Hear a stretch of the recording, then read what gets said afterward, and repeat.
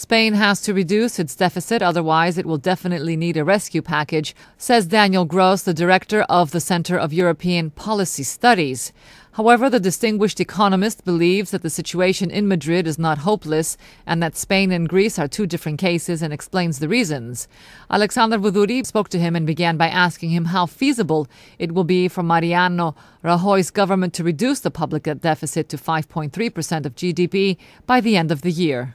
It's quite clear that Spain has to reduce its deficit, because if it doesn't do so, it might have to pay much higher interest rates. And we have seen in the past that it's actually sometimes easier to cut the deficit quickly in one go, in 1 year, rather than say we do it over 2 or 3 years when people get tired of austerity, and in the end then it doesn't work. At the same time, many analysts say that it is more than possible that Spain will need a rescue bailout, especially following Greece's second bailout in March. Do you agree? And what will define whether Madrid will get its own troika? For the time being, Spain doesn't need a bailout, but if it continues with high deficits, then in the end it will need one. I would therefore say that if the Spanish government can cut its deficit, if it can get its real estate sector under control, then it doesn't need a bailout, because the Spanish situation is not hopeless if only the banks can really be brought under control and be cleaned up. However, why is Spain finding it so hard to deal with its banking crisis?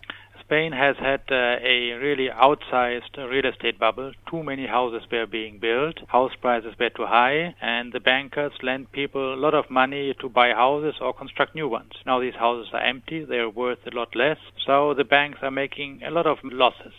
And these losses have to be recognized. And the Spanish government has been very slow in recognizing these losses, and the slower they are, the higher the losses amount. At the same time, Mr. Gros, there are voices suggesting that Greece may need a third rescue bailout. Even Prime Minister Papadimos has not excluded this option. If Spain may need a rescue deal, how feasible would then be for Athens to get yet another bailout package? One would hope that if Greece needs another bailout package, it will be only very small, because just the perhaps a couple of billions of revenue which are missing this year might need to be refinanced. For Spain, the amounts in question would be vastly superior. Spain might need hundreds of billions of euro, and that might actually be more than what the rescue fund has on offer. Do you believe, and to what extent, the call for elections in Greece provokes uncertainty in the markets? I don't think Greece is anymore a big factor influencing the markets overall. It's quite clear that the problems of Greece are totally different in nature from those of Spain. Spain had an outsized real estate bubble, too many houses built. In Greece, it was basically overspending by the government and excessive consumption by the population. These are two very different problems which require a different approach, and that is, I think, recognized by the market. And last but not least, there have been rumors, and in fact a report by Der Spiegel yesterday, that Germany is suggesting that fiscal policies of all Eurozone member states will be under the scrutiny of panels of academics.